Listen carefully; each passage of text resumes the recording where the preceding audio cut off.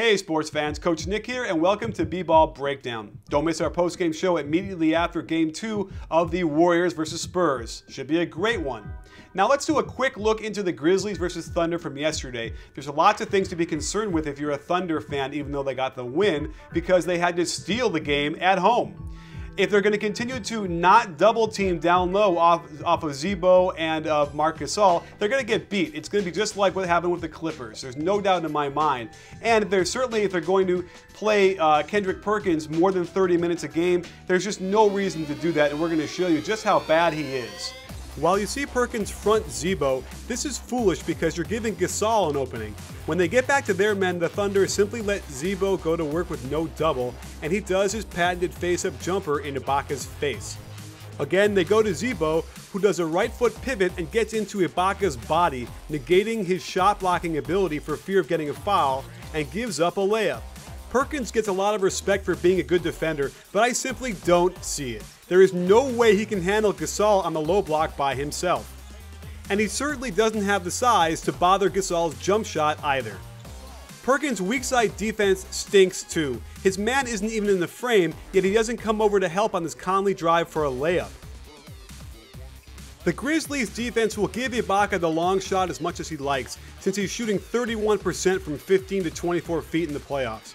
Here, Zebo helps in the screen and roll to the midline, practically begging Serge to shoot it. The Grizzlies come down the court and run a nice little two-man game between Mike Conley and Marc Gasol. Notice how ineffective our friend Perkins is, practically immobile as Conley hits the jumper.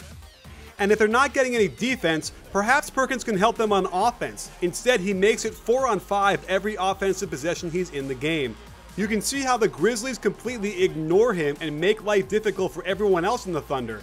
He simply is the worst offensive player out there, which is saying a lot because Tony Allen is in this series too. Just watch Marc Gasol shut down this pick and roll and say gracias to Perk for bricking this shot.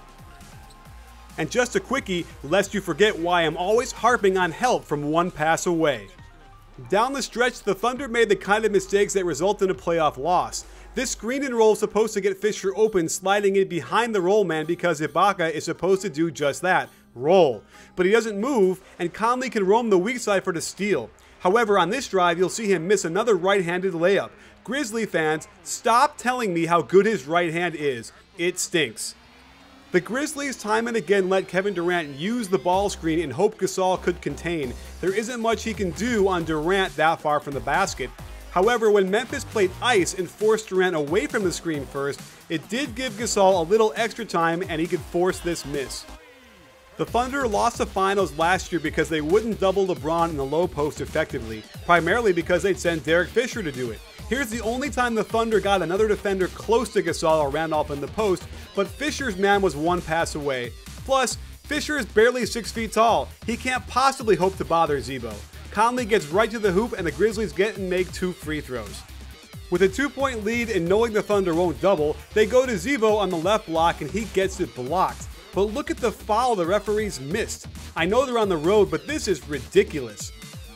And this was very strange. You're up, you should want the clock running, but instead Prince rolls the ball up, saving time. Scratch my head. A lot of horns, the Grizzlies do a pitch and roll for a Gasol post-up, and before I can even wonder what Perkins was doing in there, Gasol scores on him. And right on cue, Perkins drops the easiest pass he'll ever get in a basketball game. I mean, this is as awful as you can play. So the Grizzlies get back into horns and set a staggered screen for Conley out of the corner. Conley reads correctly that Fisher was too high and cuts back door, but spacing was tough and Gasol can't hit him. So on this pick and roll, Gasol gets Durant on him in the post, but Prince panics because the shot clock is winding down a little bit and tosses up this awful shot.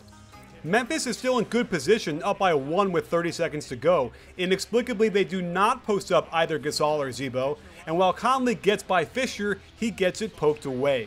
Here is the other head scratcher. Durant takes off down the court and jacks up a quick 22-footer. While you can't argue with the results, he is giving the Grizzlies a chance to win the game, and I guarantee you, had he missed this shot, he would have gotten crucified for taking it. Ignoring the final 3-point attempt, this was the Grizzlies' last good chance. Plenty of time left on the clock, and the Thunder commit a cardinal sin, allowing the inbounds to go directly to the low post. Gasol completely misses great position by Zebo in front of the rim. It doesn't get any better than that. And because Pondexter is frozen in the corner instead of cutting through, his man Fisher can get in Gasol's way. Panic really sets in, and they throw the ball away, and the game is basically over. So there you have it, sports fans. It's still mind-boggling to me that Kendrick Perkins is playing so many minutes. The guy doesn't really offer anything at all on either end of the floor, and when the best thing that you can say about him is he sets a good screen, then you know you probably got to bring Collison in and let him play at least 25 minutes a game and get Perkins' minutes down to 25 or 20 minutes a game. He's killing them out there. That said, I feel reasonably confident the Memphis Grizzlies will get this under control, especially if the Thunder don't double down. And they haven't shown the ability to do that or adjust to that, even going back to the finals from last year. So I expect the Grizzlies to take this series and be the dark horse to get the NBA Finals. Well, thanks for joining us. Stay tuned for lots more. Don't miss our post-game show coming up on Wednesday night after Game 2, the Spurs versus the Warriors. And don't forget, at B-Ball Breakdown, we're not a channel, we're a conversation. You in?